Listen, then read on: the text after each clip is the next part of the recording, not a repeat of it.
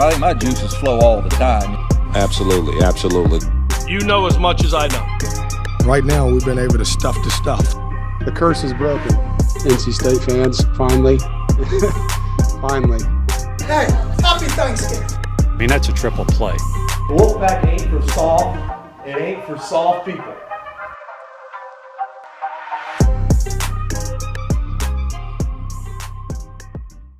We are back in the Eford Studios, thanks to Empire Properties, Empire Eats, and Greg Hatem. We're here for Law of the Wolf. I'm Joe Giglio. That's Scott Wood, Wolfpack Great. I'm going to give you a dealer's choice here. Choose your own adventure. Where would you like to start when we talk about NC State's 83-76 win over Wake Forest from last night? Where would you like to start? Would you like to start with the on-the-court stuff? Would you like to start with the off-the-court stuff? How far would you like to go back? Well, let's start with the 5-1. Perfect. Let's start with 5-1 now. NC State for the first time since 1989. By my math, that's 35 years. For a good portion of those listening to this podcast, the older NC State fans, they would recognize 1989 as the last time that NC State won any sort of ACC title. They finished first. I was also in my mom's tummy then. And you were not born 35 years ago. So it's notable that they are 5-1. And so we'll start there because Kevin Keatts made something of it in the post game about how this team at 5-1 isn't quite getting perhaps either the recognition that they've earned and or people are overlooking them. Listen, hey, I'm tired of this shit, man. I'm tired of people talking about how we ain't tough enough. Hey, we were pretty damn tough today, right? Okay. I'm not gonna go get any bourbon because I don't drink, but it was a hell of a night for us. What was your reaction to Kevin's post game? Yeah, I'm not going to go too far with it. I think, he was a little bit fired up after the game with everything that happened. I also, let's be clear, we haven't had a big non-conference win. We also haven't played a whole lot of firepower in the ACC yet. So, there's still a lot there. I think they've had a very favorable schedule until this point in the ACC. But with that being said, they played Carolina for 30 minutes of basketball. I mean, they had a decent showing for 30 minutes. Was in the game. Out of the 40, sure. In the game. I think they showed a lot of resiliency against Wake. There are a lot of things happening. But at the same time, you're 5-1. You're in a good position. There's still a lot of ACC left. So they got to, keep the foot on the gas, especially if they want to make this tournament. Do you think Kevin was throwing the masses some red meat? On the OG proper this week, I had talked about how Kevin, you need success for to be an NC State coach. You need a couple of things. You need success against Carolina, which obviously in football is a lot easier than it is in basketball. Mm-hmm. Okay.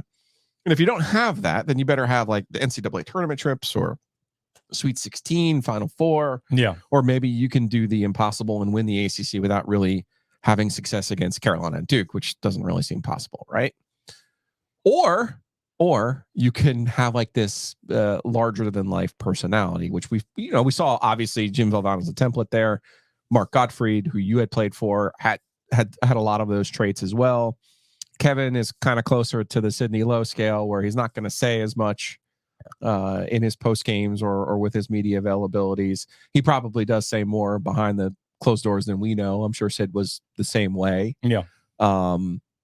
But when you compare and contrast that to what Dave Doeren has done, and on the football side, Dave's obviously beaten Carolina, and then he has learned in year 11 for Dave Doeren that you have to give the masses what they want. You got to play the hits sometimes. You have to give the people what they want. Yeah. Which is exactly what I texted Kevin this morning. I was like, sometimes you have to give the people what they want. They want you to be emotional. They want you to say the kind of things that you said in the postgame. Yeah. And I think, ultimately, what does that accomplish? I don't know, but it does make a portion of that middle doughy fan base happy. And I agree. And I told you, like, when we talked about, Coach Doeren saying some of the things, and I talked about it with you guys on the OG for your guys' end of the year. At some point, that's also what players want to see. Like when they're going and they're like, okay, this guy's salty. He's giving them this. He's smoking the cigar with the boys. He's saying some things. That from a recruiting standpoint, sticks out like, oh, this guy's cool. Like I could see myself playing for this guy. He's a player's coach, yada, yada, yada. He's sticking up for us. I think that it goes a long way. Again, I'm very old school. I think sometimes it's over the top and unnecessary. Yes. But again, I think in today's day and age, this is what some of the fan base, especially the younger fan base, wants to see. This is what recruits want to see. And I do think at times, he's hearing all the negative stuff 24/7 about what's going on. They losing to Carolina. I literally asked a buddy the other day, I said, if NC State lost to Carolina 2 times every single year, you're never going to beat Carolina, but I told you can make the NCAA tournament. Would you take it? And I think the unfortunate reality is most fans would say, no, I want to beat Carolina twice. Right. Why? Right. We're playing to play in a tournament. We're not playing to – I get it's a big red circle around the Carolinas of the world and the Dukes of the world, but we're playing to make tournaments. Every game's a big game. I think Hubert is honestly doing it really well. Like when they asked him, is this a more important game than others? He said, hey, this is another game. We got to be focused for it. Now, obviously, the players understand the importance of it without a doubt. But again, there's a bigger goal to all this, and that is making the tournament. Now, if we're losing to Carolina twice and not making the tournament, that's when you get into some issues. So 5-1. So we talked before the Carolina game last week. They play Carolina at home. They played well, like you said, for 30 minutes. They get the 3-point line was the problem in that game. 2 of 21. Yeah. They go to Louisville on Saturday. They go 10 of 20. And I'm like, all right, well, I mean, the Notre Dame game that they won with only 2 3-pointers as well. I don't think this is a great shooting team. I think we can all kind of square that, right? So what happens last night? They take only 8 3-pointers. The previous season low was 17 against Notre Dame and Charleston Southern. And that's going to kind of lead me into what I really liked about this game last night. But before we do that, of course, we got to pay a few bills. I saw my man Hayes Lancaster there last night. Bugs inside the house, mice, moisture, whatever it is. Do yourself a favor. Go to bugsbite.com. That's bugsbite.com. Punch in your zip code. Punch it in. You're going to see all kinds of ways to save. Hayes Lancaster, big supporter of NC State athletics. If you are interested in supporting those types of businesses, then Hayes is the guy for you. So check him out at bugsbite.com. And I'm here talking to Scott Wood. We'll talk about some lending issues here. We'll talk about some mortgage needs here. But if you're trying to get into the house buying market, there's going to be a frenzy this summer and fall. You want to beat that frenzy. The best way to beat that frenzy is to go to Hometown Realty. That's myhtr.com. 6 locations from here to the coast, more than 250 agents. Their website is very intuitive and easy to use. It's myhtr.com. Buy, sell, calculate. You're going to close on that house. You're going to need some help closing on that house. Speaking of big NC State fans, Josh Whitaker of Whitaker and Hamer is a big State fan. Yeah, I know. It's hard to believe with Campbell and Carolina and Central and Duke and Wake Forest that there are actual NC State lawyers. So again, if you want to support NC State people, check them out. It's wh.lawyer. All right. Don't even need the sounders to transition to what I actually really liked, not only about this game, but what Kevin has been doing with this team. Mm-hmm. This is the second time in 4 ACC games where I thought Mo Diarra was the MVP of the game and the reason that the game ultimately went NC State's way. Thought that at Notre Dame, and I thought it last night. They were struggling in the first half of that basketball game. DJ Burns was sick. Obviously wasn't playing at his peak or premium. Difficult matchup with Efton Reed. It's difficult to ask him to work on both ends of the floor in a game like that. He did score 10 points, which was helpful. But this wasn't the game in Winston-Salem last year. We had a career high 35. This wasn't a game even like Notre Dame, we're like, man, we need a basket. We're going into DJ. Yeah. This was a game where I thought Mo Diarra, whose minutes can fluctuate, whose role can kind of go up and down. This is a guy who doesn't need shots. This is a guy who pours it out on the defensive end, whether he has to guard the post or whether he's guarding the perimeter. This is a guy with 13 rebounds in 25 minutes last night in a game where it was absolutely necessary to have that type of rebounding and defensive effort in a basketball game like the one last night where they had to come back from being down 11 points in the second half of that basketball game. I said it to you before. I'll say it again till I'm no longer allowed to talk about sports. A coach's number one job is to make sure everyone on the team understands their role and how to help the team win basketball games. Mo Diarra and Ben Middlebrooks are two shining examples of that right now, of two guys who, you know what? Ben last night had 14 points. Yeah, played 20 minutes. You know, not every game you're going to get 14 points. Not every game is going to get 20 minutes.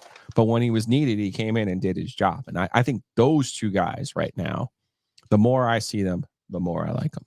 Yeah, I said they're like the Bash Bros to me. Yeah. So like Fulton and Dean from the Mighty Ducks, or like Mark McGuire and Jose Canseco. I want someone, if there's any, sometimes I forget how young you are that you just dropped the Mighty Ducks on me. If there's any students out there that I want the Step Brothers picture on a t-shirt where like with the two. Mo has his hand on Ben's shoulder.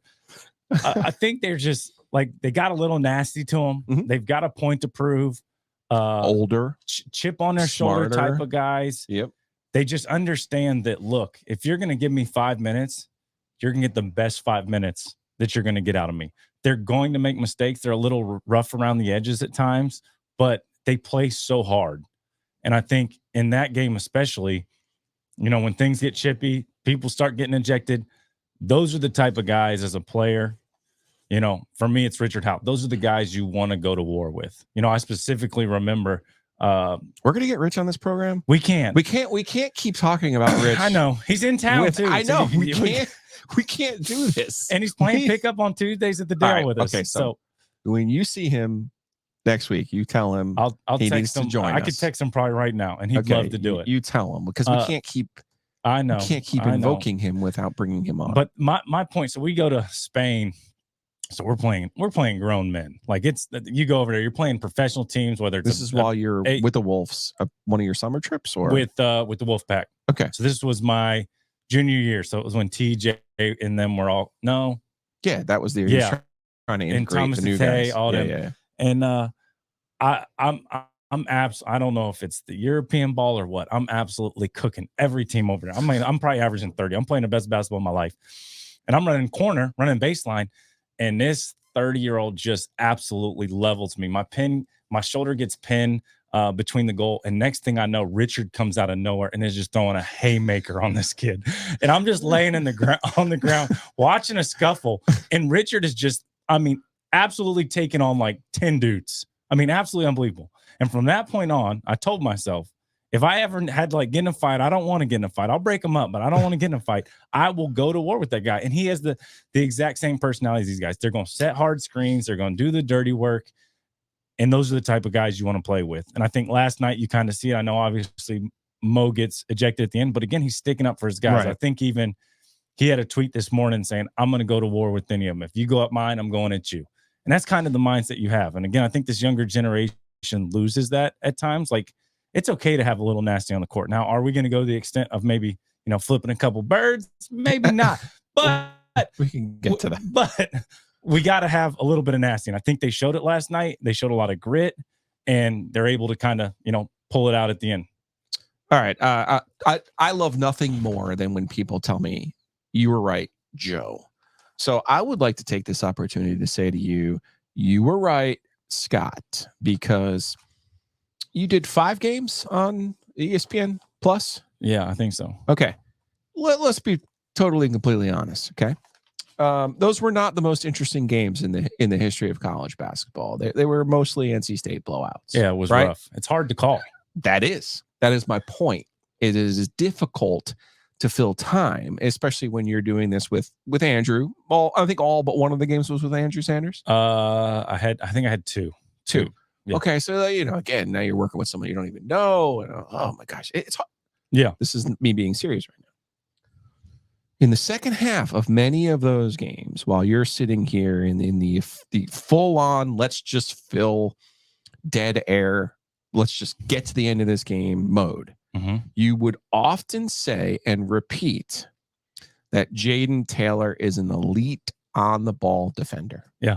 And that the way that he makes the other team work just to get into their set is going to help this NC State team. Yeah. Lo and behold, NC State takes the lead on 2 KC Morcell free throws, 71-69. There's 2 minutes and 15 seconds left in the basketball game. Boopy Miller, who had a really good game, good player for Wake Forest. I mean, how do you not? They put Kevin in the box score. How do you not call somebody Boopy? Like, what a name, Boopy. What a great nickname. 21 points. He did, however, have 6 turnovers.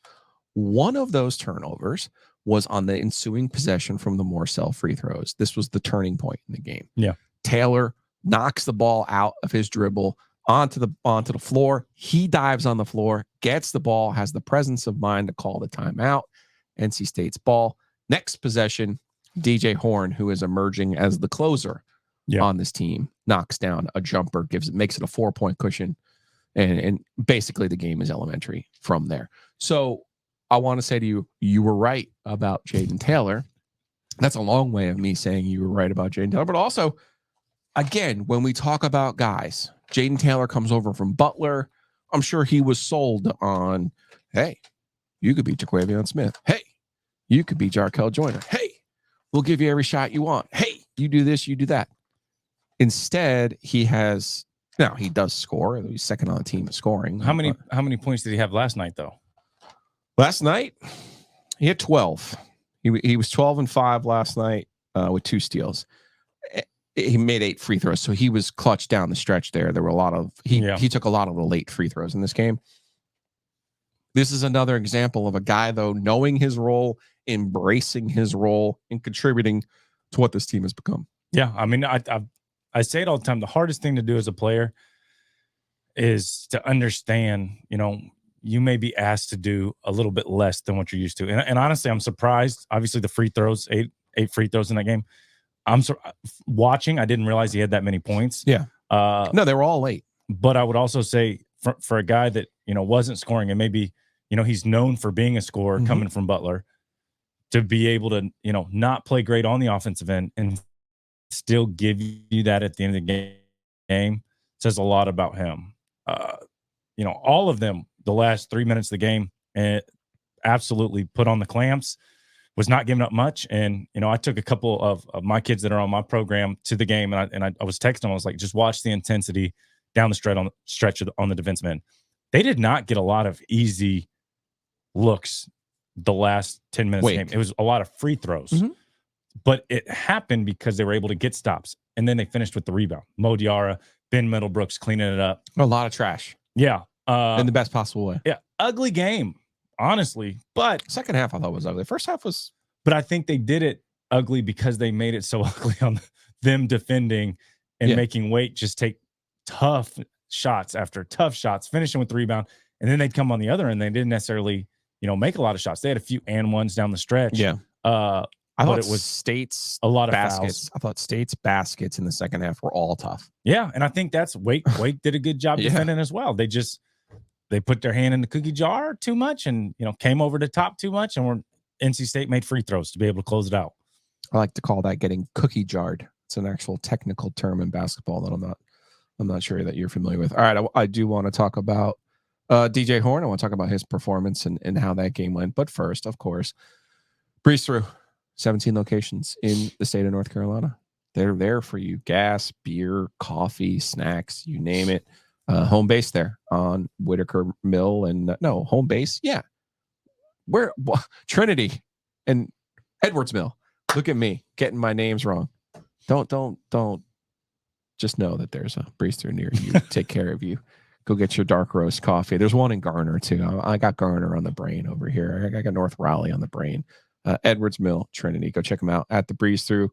And then if you're looking for some swag, like my friend Mark Wood, I saw him on the concourse last night. He had the home field bomber jacket, NC State with the slobbering wolf, like on the top of your hat there. And I said, oh man, that's a sweet jacket. And he goes, yeah. He goes, thank you.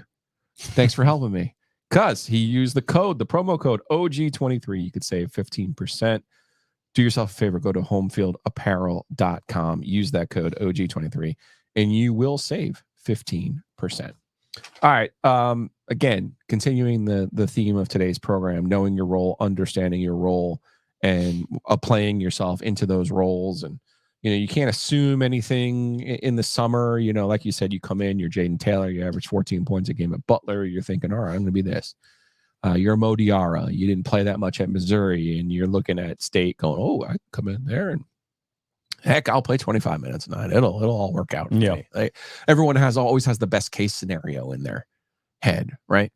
DJ Horne is a guy that I thought would be not Jarkel, because I think Jarkel Joyner was in a different class of leader in the way that he really galvanized the team last year. DJ Horne is a guy, though, I expected to have to share the scoring load for this group. Lo and behold, he leads the team in scoring now at 15 points per game. And then last night, I thought he was, let's just start with the playing part of it. Didn't make any threes. He's 0 for 4, but I thought his ability to recognize and understand the way that he was going to score was to use the Middlebrooks or Diarra screen, come around it, take the 10-footer, the 12-footer, tough shots, but they were going. And so there was a recognition there for him. And this comes off of the heels of 27 points down at Louisville. Now, he did make 6 threes in that game, and he struggled against Carolina. But he played the entire game against Carolina.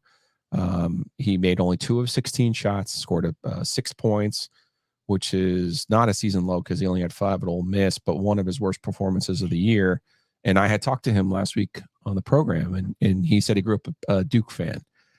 So he was excited about playing Carolina. He was, he was looking forward to it. You could tell he was gripping it a little bit. I know Kevin had said that he showed up late for a meeting, which is why he didn't start at Louisville. It might have been the public excuse, but it did feel like he was giving him a chance to see it from a different perspective, which I thought was a nice coaching move in the Louisville game. Comes back last night, and he really struggled with his shot, I thought, from deep, and the game was getting, if Boopy Miller's over here lighting you up a little bit and Hunter Salas was playing well in the first half, you can get lost in the sauce and try to do a little bit too much.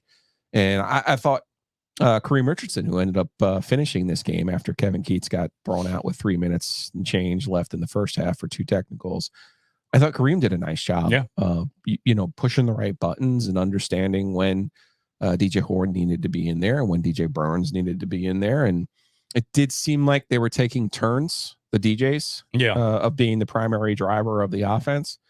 But I'm impressed with what DJ Horne has kind of emerged and done here for NC State in the last month. Yeah, I mean, he's not what I would consider like a overly vocal leader, but I think his presence and his age and his experience really rubs off on the team really well. Same thing with Michael O'Connell. I just feel like he's another good one. But there's a 2-minute stretch there where he took 1 3 missed, came back down, took another, and I think he airballed. And then he came out of the game and kind of came down to the end of the bench, kind of collected himself. Between Joel, Levi, and Kareem, I think they did a good job just telling him, look, dude, you're going to need to close out this game. We're going to need someone else. You could see Kareem down at the end of the bench talking to DJ Burns like, hey, how you feeling? And then all of a sudden he's getting sick and he's gone. So I think it kind of fell on his shoulders. I think, like you said, the way he utilized the ball screen last night, the way he was in control, it wasn't always to score. It was those drop-off passes to Ben at times where he was able to get a couple and ones. So I think he just controlled the game really well from an offensive end and a defensive end. He did a good job, I thought, defensively, especially with, how you said Silas and some of those guys was getting it going. It's very easy to kind of get in your feels and be like, okay, these are my 2 matchups, and they're having a little bit better game than me. But again, he was able to get to his floater. He was able to get to that, 15-footer at times. Obviously, we need to make threes if they're going to have a good closing out of the ACC season. They got to make threes. Sure, but I don't mind not taking them either if they're not going. But I think that's the thing. They hit a point where like, all right, we're just not going to take them. We're just going to get to this, kind of almost like a Horns action. It's almost like a double drag action where they're coming off the two top screens. One guy's popping, one guy's rolling. And he did a really good job of controlling the game and making things happen. All right, let's get to his hand gestures at the free throw line at the end of this game where he's shown giving the double bird to it looked like Trace Styons, if my math was right, based on the replay. Let's first start with I mean, it's hard to separate this conversation. I'll put it this way to you, because there does seem to be a lot of pearl clutching going on right now. Not necessarily by NC State fans, but by Carolina fans.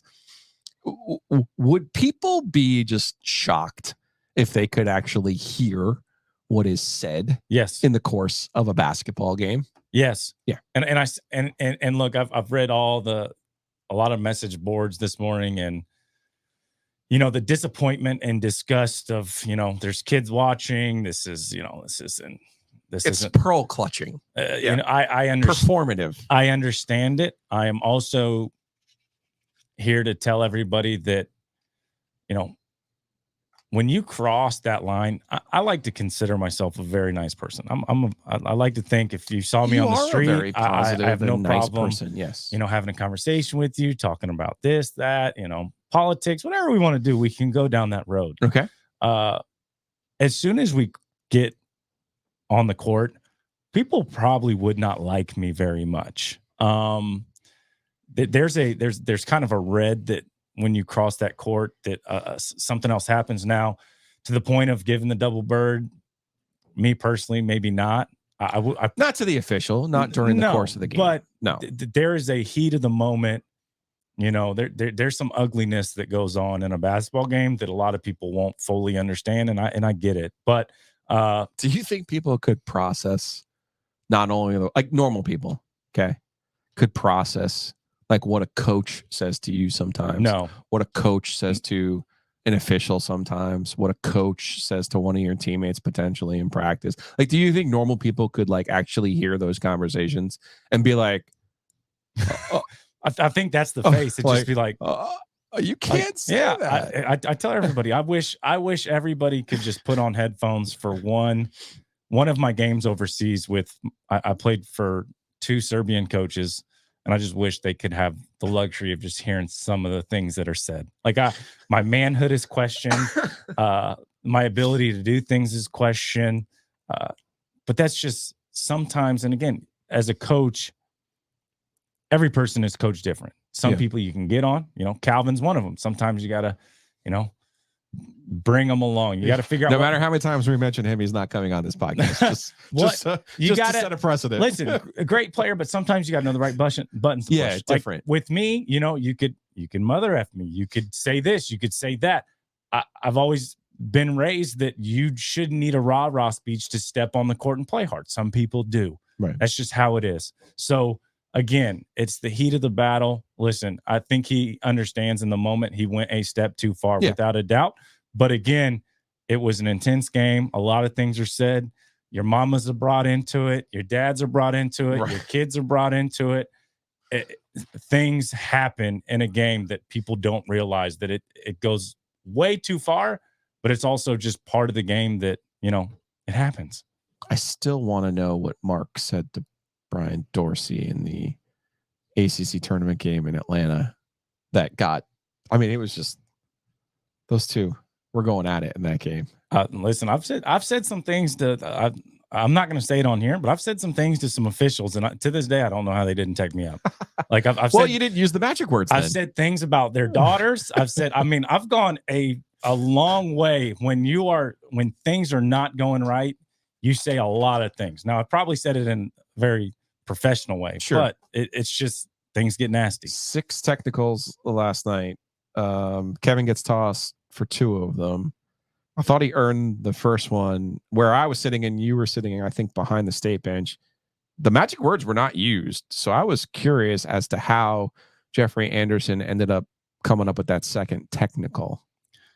I came up with I think Kevin didn't feel very good leading up to the game. So that was my initial reaction. And he also saw it as a moment. I bet there was a very good anticipation. Hey, Kareem, this could be your game leading up to it because of the illness and everything that was going on. So I'm sure he was ready to go from the start. And he saw it as opportunity. Look, things are not going our way early on. I'm about to just, it's one of those Jimmy V. Hey, give me a technical real quick. Cause yada, yada, yada. So I think Can you give me a technical for what I'm thinking? probably one of No, those scenarios, I think but you're terrible. again, nobody knows, man. Them referees have bad days too. You never know what's Yeah, happening in some of their minds. I was going to ask you, Jeffrey Anderson, 8 games in 8 days, 13 and 16 in 2024, 7 different states. He was in California 2 days ago, Minnesota yesterday, and then to Raleigh. Hey man, he could be like me. He could be a Steeler fan, and they just got blown out. And there's questions about Mike Thomas. He could be in his feels right now. You just never know. I know. Heck, dude, you never know what these guys are going through. I thought he was quick on the trigger with Kevin with the second technical. The first one he obviously earned. I had no problem with how he handled the end, though. Ben and Salas and Diarra. I thought just get him out of there. Yeah, I haven't de-escalated. It was a long review. Yeah, it was way too long of a review. First and foremost, ultimately it ended up with 1 free throw. So. Yeah, but again, I think with all the pushing and shoving, it was just. I mean, to me, when you get into that scenario, unless someone absolutely throws a haymaker, just make it a wash. There's no and that's what they did. There's no point in like giving Wake 2 or State 2. Just make it a wash. I agree. All right, before we get out of here, because we have a game on Saturday, and NC State is 5-1 in the league. You mentioned maybe some of those 3 road games weren't exactly the most taxing in the history of the world. Their next 3 games: Virginia Tech, Virginia, Syracuse.